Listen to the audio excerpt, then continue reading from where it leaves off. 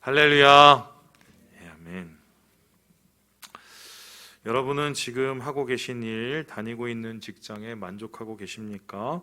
만족까지는 아니더라도 어느 정도 안심은 하고 계십니까?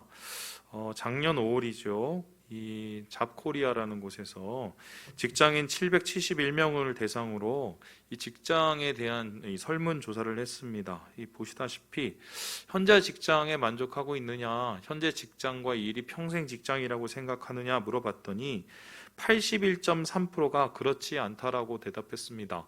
10명 중에 8명은 자기가 있는 그 직업에 만족을 하거나 안정감이 없다는 말입니다. 그래서 물어봤습니다. 뭐 때문에 그런지 그 이유를 물어봤더니요, 정년까지 보장받는 안정적인 일이 아니기 때문이라고 대답했습니다. 그리고 업무량은 많은데 급여가 적거나 복지가 안 좋아서 나는 여기에 계속해서 있을 생각이 없다라고 얘기했습니다. 그래서 이런 분들 되면 지금 직장, 평생 직장이란 말이 점점 사라지고 있는 이 세태를 반영하고 있는데요. 이러한 자료들은 여러 가지로 나타나고 있는데 그 중에 하나가 이 통계청 자료입니다. 옆에서 보시는 그 표를 보시면 55세에서 64세의 직장인 혹은 직장이었던 분들을 대상으로 설문을 조사를 했는데요. 그러니까 퇴직을 앞두거나 퇴직하신 분들이 그 전 직장에서 지금 직장에서 얼마나 계셨는지 그 근속 기간을 물어봤습니다. 그랬더니 15년 2.1개월이 나왔습니다. 그런데 이것은 2020년 재작년보다 5개월이 줄었고 10년 전보다는 5년 이상이 줄어든 것입니다. 예상은 했지만 평생 직장 사라지고 있는 것입니다. 그러면은 우리나라만 이럴까? 우리나라의 상황은 다른 나라 비교할 때 어떨까? 이게 제가 궁금했어요. 그래서 우리와 비슷한 수준에 있는 다른 국가들, OECD 국가들과 비교를 한 자료를 겨우 찾아냈어요. 되게 어렵게 찾아냈는데 살펴보았더니 다소 충격적이었습니다. 보시다시피요, 이 자료를 보면 2019년 자료인데요. 한국인이 평균 근속 기간, 그러니까 직장에 얼마나 머물렀는지를 20대부터 이 70대까지 계산을 해봤더니 총 5.9년이었습니다. 그러니까 한 직장에 6년 이상을 못 있는 겁니다. 그런데 그렇다면 다른 나라들은 어떤가 봤더니 수치를 보시면 알겠지만 우리나라가 OECD 국가 중에 거의 최하입니다. 심지어는 브라질 아시죠?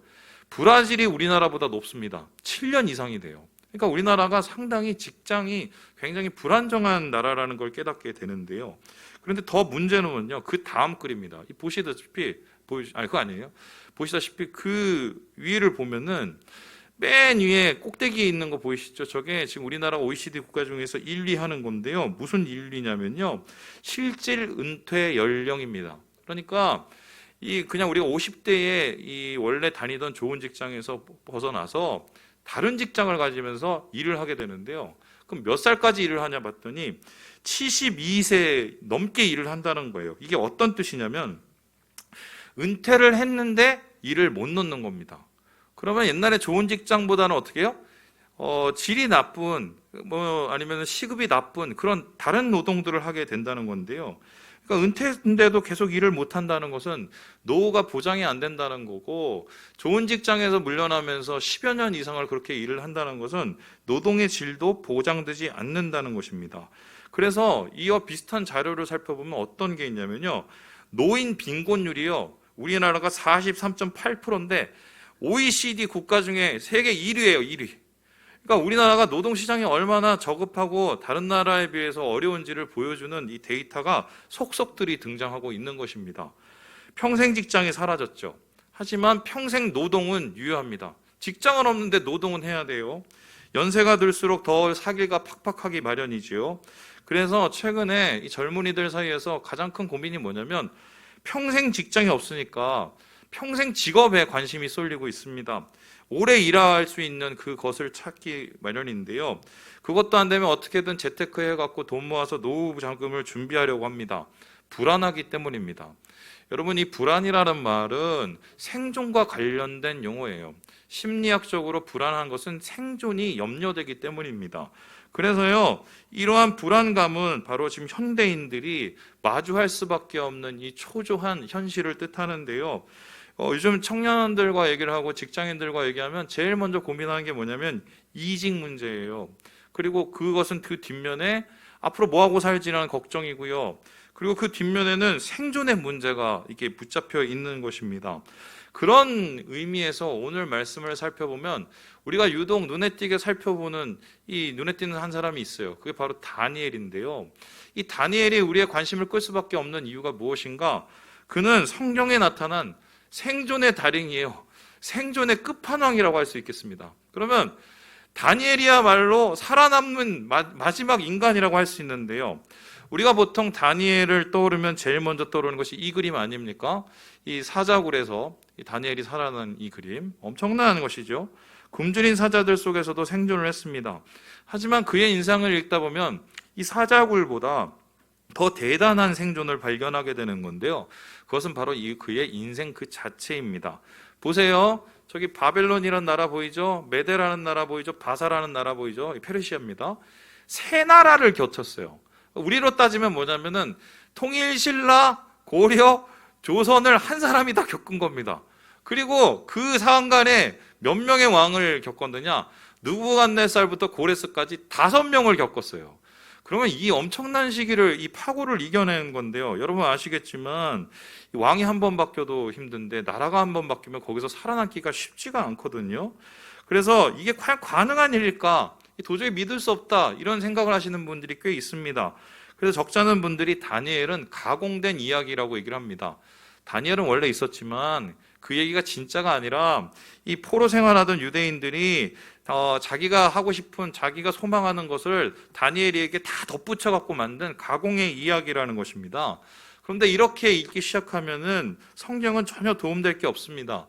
성경을 사실 읽을 필요도 없는 게요, 성경은 불신과 의심 앞에서 할 수 있는 게 아무것도 없기 때문이에요. 예전에 한 청년이 저를 찾아왔습니다. 심각하게 고민을 털어놨는데요.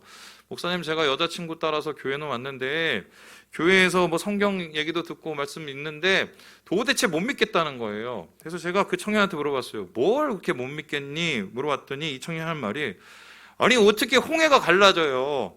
아니 어떻게 도끼가 물에 뜹니까? 아니 어떻게 사자굴에서 사람이 살아날 수 있습니까? 뭐 이런 조목조목 그걸 다 따지는 거예요. 기적에 대한 이야기죠. 매우 이성적인 친구였고 제가 기억하기로는 공대생으로 알고 있어요. 이해는 충분히 가지만 걱정은 되는 게요, 미안하지만은 이렇게 되면 진짜 믿을 게 없어요. 나중에 여기까지 있게 되는데요. 어떻게 말씀으로 세상이 창조돼? 못 믿는 거죠. 어떻게 죽은 자 가운데서 3일 만에 살아나? 못 믿는 거죠. 예수님에 대한 믿음이 사라지게 돼요. 결국 성경은 믿느냐 마느냐의 문제와 직결되어 있습니다. 미안하지만 중간은 없다. 그래서 최소한 오늘의 말씀을 이해하고 거기에 대해서 우리가 지혜를 배우기 위해서는 믿어야 합니다. 이런 다니엘이 진짜 있었고요, 살아났고요, 생존했고요, 그리고 버텼다는 것을 우리는 믿고 이 말씀을 시작하게 됩니다. 목사님, 그러면 제가 거기까지는 이해가 되고요, 근데 조금 냉정해질 필요가 있는 것 같아요. 이게 무슨 소리냐면 이런 거죠. 아니 다니엘 시대하고 지금 시대가 같습니까? 뭐 이런 거 비슷한 거죠. 목사님 사는 거하고 우리 사는 게 다릅니까? 뭐 같습니까? 이렇게 질문을 하는 거죠. 지금은 무한 경쟁 시대이며 5G를 넘어서 이제 6G로 가는 이 세대, 도저히 비교가 안 된다는 것입니다. 정말 그럴까요? 정말 그때와 지금이 다를까요? 물론 다르지요.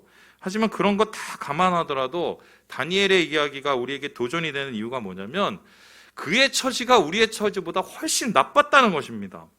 그는 무한경쟁 대기업에 다니지 않았습니다. 하지만 더 치열한 이 상황 속에 있었습니다. 뭐냐면 당시 세계의 중심이었던 바벨론, 그곳에서도 세계의 권력이 가장 치열하게 싸움을 치루었던 이 궁정 생활을 하고 있었기 때문입니다. 제가 요즘에 그 이방원인가요? 그 정통사국 시작해서 이제 사국 좋아하고 보고 있는데, 어제 그 이성계가 왕이 됐더만요. 근데 이성계가 왕이 되고 나서 제일 먼저 일어난 게 뭐냐면 이제 치열한 권력 다툼이 일어나는 거예요. 그 둘째 부인이 자기 아들을 이제 그 왕으로 세우려고. 이유가 뭐냐면 자기 아들이 왕이 안 되면 다른 형제 때문에 자기가 죽는다고 얘기를 한 거예요. 말 그대로 생존에 대한 이야기 때문에 피비린내나는 이 죽음과 사화가 계속해서 이 궁중 가운데 발생하지 않습니까?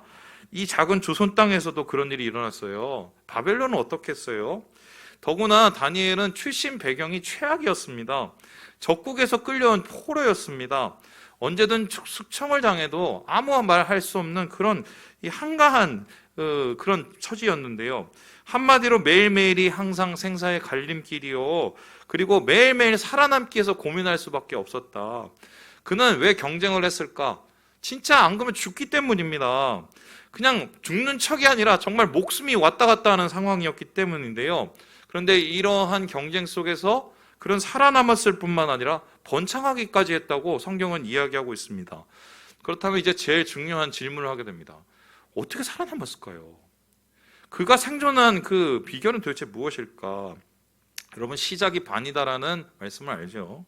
처음을 보면 끝이 보인다는 건데요. 다니엘의 경우도 마찬가지라고 생각합니다.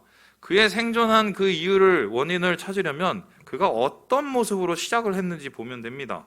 그래서 오늘 본문이 우리에게 굉장히 중요한 게 다니엘의 처음 이야기가 나타나 있어요. 궁정 생활의 처음 이야기. 그래서 그가 어떻게 그 생활을 시작했는지 처음 모습, 시작이 나타나 있는데요.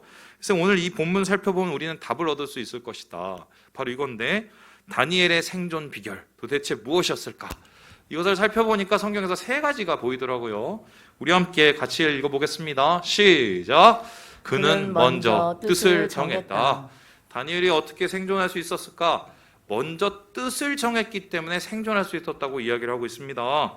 우리 함께 8절의 말씀을 같이 한번 읽어봅니다. 시작! 다니엘은 뜻을 정하여 왕의 음식과 그가 마시는 포도주로 자기를 더럽히지 아니하리라 하고 자기를 더럽히지 아니하도록 환관장에게 구하니. 여러분, 지금 다니엘이 뜻을 정했대요. 어떤 뜻을 정했느냐? 왕의 음식을 먹지 않겠다, 포도주를 먹지 않겠다라고 얘기합니다. 그것이 자기를 더럽히는 것이다 라고 생각했다는 것입니다. 여러분, 근데 흥미로운 게 다니엘이 아니라는 거 아닙니까? 다니엘을 다니엘이라고 불렀던 사람이 별로 없었습니다.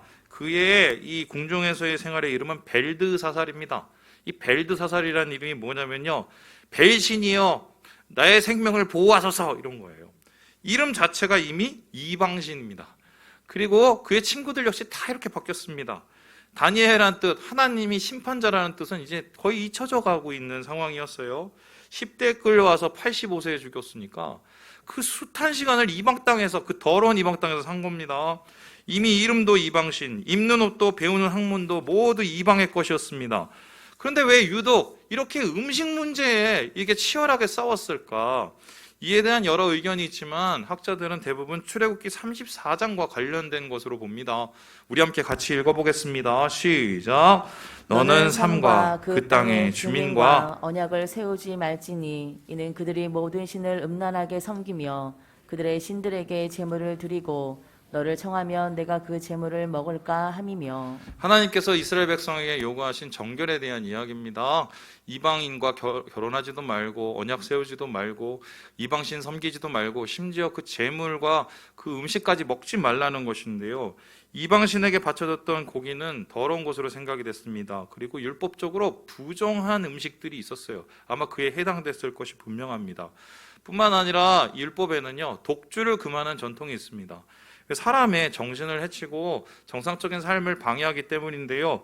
그래서 유대인들은 술을 먹을 때 1:3, 1:6, 1:10 이런 비율로 물과 섞어 마셨다고 하더라고요. 그래서요, 이러한 이 음식을 포기하려고 한 것은 무엇인가? 제사 음식이어서, 그래서 우상의 보호 아래에 있는 자기 자신을 어떻게 보면 중심을 지키기 위해서였고요. 그리고 그가 정말 하나님 안에서의 그 마음을 잃지 않기 위한 몸부림이었다, 이렇게 보겠습니다. 그런데 보세요, 이미 우상 청지예요. 거기서 살고 있습니다. 뭐 하나 그거 했다고 달라지는 게 있을까요? 하지만 우리는 이 말씀 속에서 볼 수 있는 게요, 자기가 뭐 강요하니까 이름을 안 바꿀 수는 없어요. 자기가 위에서 강요하니까 옷을 안 입을 수 없어요. 위에서 강요하니까 뭐 점성술을 안 배울 수는 없어요. 하지만 자기가 할 수 있는 최선의 것을 찾은 거예요. 뭔가 하나님의 것을 지키고자 하는 그 최선의 것을 찾은 것입니다. 나중에 다니엘이 하나님 앞에 기도하는 그 장면이 나오는데, 그 기도하는 장면에서 하나님 앞에 어떻게 기도하냐면 나 다니엘이라고 기도해요. 나 벨드사살이라고 기도하지 않고 다니엘이라고 기도해요. 이게 무슨 뜻입니까? 수십 년이 지나도 하나님의 이름을 마음에 간직하고 있었던 거예요. 세상에 이방 땅에서 그 더러운 곳에 살고 있어도 자기 마음속에 하나님을 향한 중심은 지키고 있었다는 것입니다. 여러분, 그렇습니다. 뜻을 정한다는 것은 단순히 인간적인 결심과 결단을 하는 것은 아닙니다. 그렇게 하면 작심삼일 넘어지는 거 여러 번 경험을 했죠. 뜻을 정한다는 것은 당연하게 희생이 필요해요. 자기 뜻을 포기해야 됩니다. 다른 사람 뜻을 내려놓아야 됩니다. 그래서 뜻을 정한다는 말은 포기하는 것과 같습니다. 좋은 가치를 위해서 가치 없는 것들을 내려놓습니다. 하나님의 뜻을 위해서 나의 뜻, 세상의 뜻을 내려놓는 것이, 이게 바로 뜻을 정하는 것입니다. 이에 대해서 송태근 목사님이 다음과 같이 이야기를 합니다. 우리 같이 한번 읽어봅니다. 시작. 우리는 인생길을 걸어가면서 수없이 많은 유혹을 마주하게 된다. 그때마다 어느 길을 선택해야 할지 갈등하게 된다. 편히 살고 싶지 않은 사람은 아마 없을 것이다. 하지만 우리는 편한 길보다 가치 있는 길을 선택해야 한다.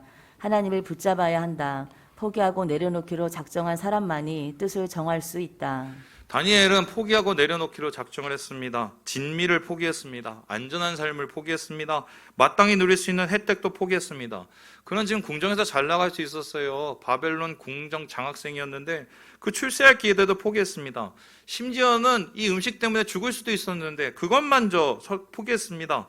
왜일까요? 하나님의 뜻이 옳고 하나님의 뜻을 자기의 뜻으로 받아들였기 때문입니다.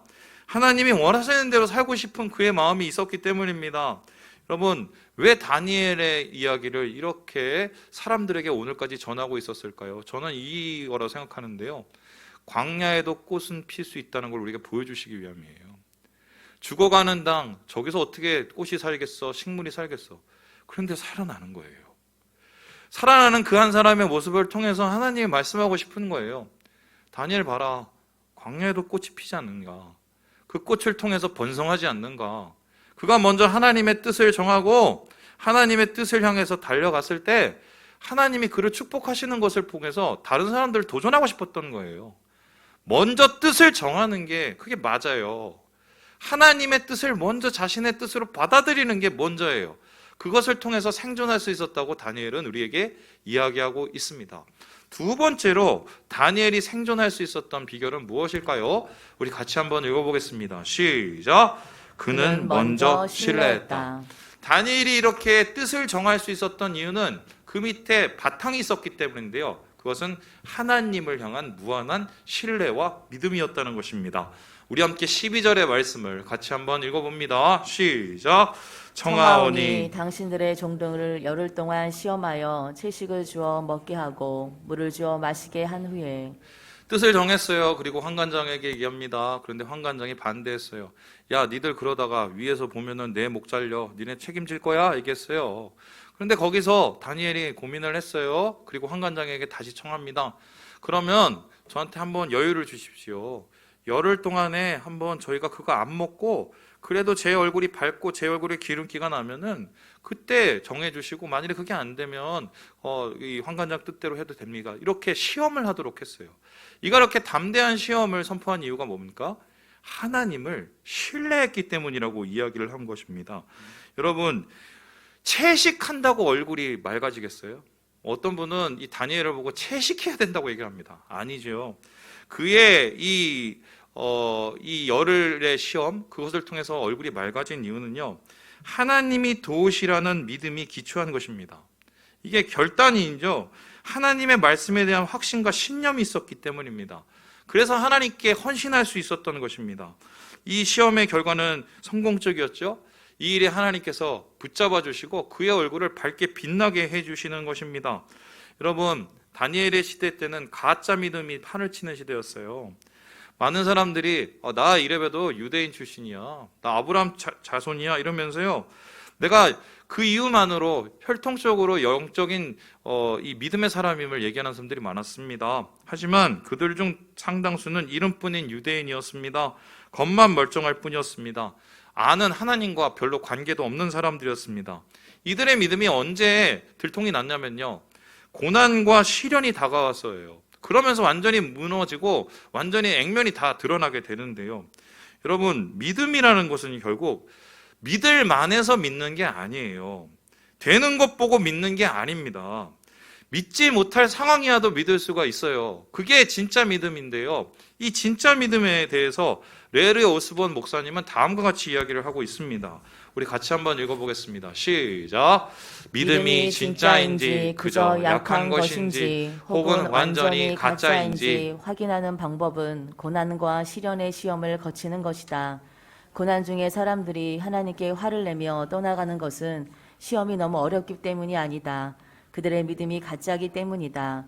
물론 진짜 믿음도 흔들릴 수 있다. 그러나 언제나 그들은 회개하고 다시 일어나 계속 전진했다. 저는 이 마지막 부분이 되게 마음에 들어요. 진짜 믿음도 흔들릴 수도 있어요. 넘어질 수도 있어요. 그런데요, 달라요. 고난과 시련 속에서 넘어질 수 있지만 다시 일어납니다. 자기를 다시 돌아봅니다. 그리고 다시 전진합니다. 자기 안에 진짜 하나님을 향한 신뢰가 있었기 때문이에요. 그러면 다니엘이 어떻게 먼저 믿을 수 있었을까? 그는 장기적인 안목을 가지고 있었어요. 이런 건데요. 당장은 내가 믿지 못할 상황이 오더라도 결국은 하나님이 나를 지켜주시고 보호하신다는 그 확신이 있었습니다. 믿음이 결국 이길 것이라는 그 확신 때문에 그가 먼저 신뢰할 수 있었고 하나님의 뜻을 정할 수 있었던 것입니다. 그렇습니다, 여러분. 우리가 믿는 이유는 하나님 때문이지 상황 때문이 아니에요. 사람 때문에 믿는 거 아닙니다. 하나님이 살아계시고 나를 사랑하시고 나를 통해 역사하시고 나와 함께 하시는 것을 믿기 때문에 우리가 결단을 할 수가 있는 거예요. 그래서 오늘 다니엘은 우리에게 얘기해요. 나는 먼저 믿기로 했다. 그 믿음으로 결단하기로 했다. 하나님의 뜻을 따르기로 했다. 그래서 나는 살아남았다. 오늘 우리에게 하나님께서 다니엘을 통해서 그렇게 도전하고 있는 것입니다. 마지막으로 이 다니엘의 모습을 통해서 우리가 깨닫게 되는 생존의 비결은 무엇일까요? 우리 같이 한번 읽어보도록 하겠습니다. 시작. 그는 매일 지혜를 구했다. 신뢰하고 뜻을 구하고 그것을 행함과 동시에 실제로 살아가는 현실의 어려움들이 지속이 된 거예요. 그럼 그것을 어떻게 이뤄냈느냐? 그때마다 매일매일 하나님께 지혜를 구함으로 이겨냈다고 성경이 이야기하고 있습니다. 우리 함께 17절의 말씀을 같이 한번 읽어보겠습니다. 시작. 하나님이 이 내 소년에게 학문을 주시고 모든 서적을 깨닫게 하시고 지혜를 주셨으니 다니엘은 또 모든 환상과 꿈을 깨달아 알더라. 하나님께서 이 다니엘에게 지식을 주셨을 뿐만 아니라 지혜를 주시고 심지어는 환상과 꿈을 깨달을 수 있는 그 놀라운 은혜까지 주셨다라고 얘기합니다. 여러분, 다니엘 당시에는 어떤 지혜가 유행이었을까요? 이 당시 바벨론이 있던 그 메소포타미아에는 수메르인의 지혜가 있었는데 그들의 지혜는 경험적인 지혜였습니다. 그러니까 살아보고 나서 인생의 경험, 인간의 경험, 그리고 인격, 그 실제적인 처세를 얘기하는 게 지혜라고 생각을 했습니다. 오늘도 그렇게 생각을 하죠. 한편으로 그 다른 쪽에서는 애굽이라는 나라가 있었는데 그들의 지혜는 조금 달랐습니다. 그들은 일종의 원리이자 철학적인 지혜를 얘기했어요. 마하트라고 하는데요. 그들은 세계가 한 질서로 돌아간다고 생각을 했습니다. 그래서 그 세계를 돌아가는 질서를 잘 알게 되면은 우리가 이 살아남을 수 있는 생존의 비결을 배운다고 생각을 했습니다. 이 원리를 발견하고 따르는 게 그게 사람이 사는 법이라고 생각을 했어요. 그런데 다니엘은 이런 마하트도 따르지 않고 수메르인의 지혜도 따르지 않았습니다. 그는 다른 지혜를 구하고 따랐는데요. 그가 무엇인가? 그것이 바로 호크마라는 지혜입니다. 호크마는 지혜, 현명함이라는 단어지만 이 일반적인 호크마라는 단어가 성경에서 쓰이게 되면 전혀 다른 얘기가 돼요. 하나님이 주시는 지혜입니다. 그래서 이 잠언서에는 이 하나님에 대한 지혜를 다음과 같이 얘기합니다. 우리 9장 10절의 말씀을 같이 한번 읽어보겠습니다. 시작. 여호와를 경외하는 것이 지혜의 근본이요 거룩하신 자를 아는 것이 명철이니라. 이 호크마는 어떻게 얻어지냐면 하나님을 통해서 얻어지는데 하나님을 통해서 하나님이 다 주시는 게 아니에요. 어떤 사람에게 주시냐면 하나님을 경외하는 사람에게 주신대요. 경외라는 것은 무엇입니까? 두려움을 뜻하지만 결국 나의 작음을 알고 하나님의 크심을 인정하는 게 이게 경외입니다. 그래서 하나님을 의지할 수밖에 없고요. 하나님의 도움을 구할 수밖에 없어요. 왜요? 나는 안 된다는 것을 알기 때문입니다. 여러분, 다니엘이 뭐 똑똑하지 않았을까요? 힘이 없었을까요? 4절을 보면요, 다니엘을 뭐라고 소개하고 있냐면요, 흠이 없다, 용모가 아름답다. 잘생긴 거예요. 지혜를 통달했다. 지식을 통달했다. 학문에 익숙하다. 요즘으로 말하면 영재 중에 영재인 것이죠. 그럼에도 불구하고 그가 하나님의 지혜를 매일매일 구한 이유가 무엇입니까? 자기의 지혜, 자기의 지식, 자기의 경험, 자기의 능력으로는 견딜 수가 없고 버틸 수가 없는 현실이었기 때문이에요. 아무리 노력을 해도 살아남기 어려운 현실을 자기가 절감을 한 거지요. 그러니까 어떻게 합니까? 어쩔 수 없이 하나님 앞에 나간 거예요. 하나님, 내 능력으로는 못 살아요. 내 지혜로는 못 살아요. 내 힘으로는 못 살아요. 하나님 안 도와주시면 저는 하루도 못 버텨요. 그러니까 모든 일에 하나님께 도움을 구합니다. 한계를 느꼈기 때문이에요. 하나님, 뭘 해야 됩니까? 어떻게 해야 됩니까? 하나님, 어떤 말을 해야 됩니까? 지금 멈춰야 할까요? 지금 다시 시작해야 될까요? 하나님 앞에 모든 것을 묻는 것입니다. 이미 많은 실패를 경험해 봤기 때문입니다. 여러분, 성령님께서 우리와 함께 하시는 이유가 뭐라고 생각을 하세요? 성령님이 우리에게 막 은사를 주셔서 막 방언을 하고 통변을 하고 막 날아다니고 막 무슨 신유 은사를 주시고 이것 때문에 성령님이 우리와 함께 하실까요? 저는 그렇게 생각 안 해요. 성령님이 우리와 함께 하신 이유는 하나입니다. 우리에게 지혜를 주시기 위해서예요. 오늘을 버틸 수 있고 오늘을 살 수 있는 도움을 주시기 위해서 성령님이 계신 거예요. 그래서 성령님의 다른 말이 파라클레이토스 보혜사인데요. 그 말의 뜻이 뭐예요? 옆에서 말씀해 주시는, 지혜를 주시는 분이 바로 성령님이라는 겁니다. 여러분, 저도 목회를 하면서 한때는 제가 되게 그래도 열심히 하는 목사, 그래도 나름 똑똑한 목사, 나름 그래도 능력이 있는 목사라고 생각할 때가 있었어요. 와장창 다 무너졌어요. 근데 신기한 게요, 그렇게 무너져도 또 교만하게 질 때가 있더라고요. 그만큼 사람은 가만히 있다 보면 언젠가는 자기의 뭔가가 올라오게 돼요. 그럼 그때마다 하나님께서 저를 낮추세요. 그럼 제가 그때마다 느끼는 게 뭔지 아세요? 엎드리게 돼요. 안 되니까, 내 힘으로는. 여러분, 오늘 황관장에게 가야죠. 저 진미 안 먹고 싶은데요. 안 돼. 그 얘기를 듣고 나서 어떻게 했습니까? 열흘의 말미를 주시죠. 그리고 나서 얼굴이 빛났어요. 여러분, 그 열흘 상간에 어떤 일이 있었을 것 같아요?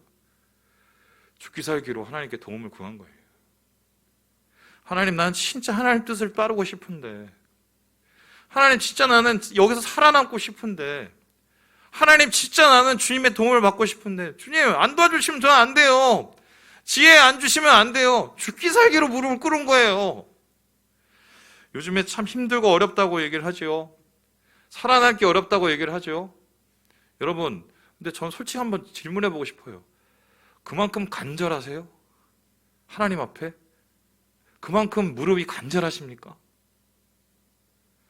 정말 여러분의 힘으로 살 수 없는 것을 느끼만큼 하나님 앞에 그렇게 무릎을 드리고 계세요? 하나님께서는 이러한 하나님을 향한 지혜를 구하는 이 다니엘의 겸손과 순종을 바라보셨어요. 그리고 축복을 해주셨어요. 우리 함께 9절을 읽고 오늘 말씀을 마무리해 보겠습니다. 시작. 하나님이 다니엘로 하여금 환관장에게 은혜와 긍휼을 얻게 하신지라. 사람에게 은혜와 긍휼을 얻게 된 것은 하나님이 그에게 은혜를 베풀어 주셨기 때문이고요. 도움의 손길을 하나님께서 주시고 지혜를 주셨기 때문입니다. 여러분, 결국 이 사람은요, 나중에 어떻게 사냐면 오늘을 사는 지혜를 얻었을 뿐만 아니라 미래를 바라보는 지혜까지 열려요. 오늘을 주님의 도움을 구하면서 사니 미래를 주님의 도움을 구하면서 사는 법을 배우고, 나의 삶 속에서 하나님의 도움을 구하면서 사니 남까지 도와줄 수 있는 그 미래를 보는 시각을 하나님이 열어주시는 거거든요. 말씀을 마칩니다. 어떻게 해서 살아남겠습니까? 다른 방법이 있으면 한번 해보세요. 저는 안 되더라고요. 믿음이 먼저예요. 주님의 뜻이 먼저예요. 주님께 무릎으로 지혜를 구하는 게 먼저입니다. 주님 안에서 이러한 것을 누리시면서 저는 진짜 우리 사랑하는 청년들 정말 다 잘 됐으면 좋겠어요. 오늘 영재가 나와서 찬양을 하는데 제가 영재 위해서 기도 많이 합니다. 하나 남은 우리 교회 남청년 정말 잘 됐으면 좋겠어요. 진짜 잘 됐으면 좋겠어요. 확신이 있어요. 다니엘의 모습을 보세요.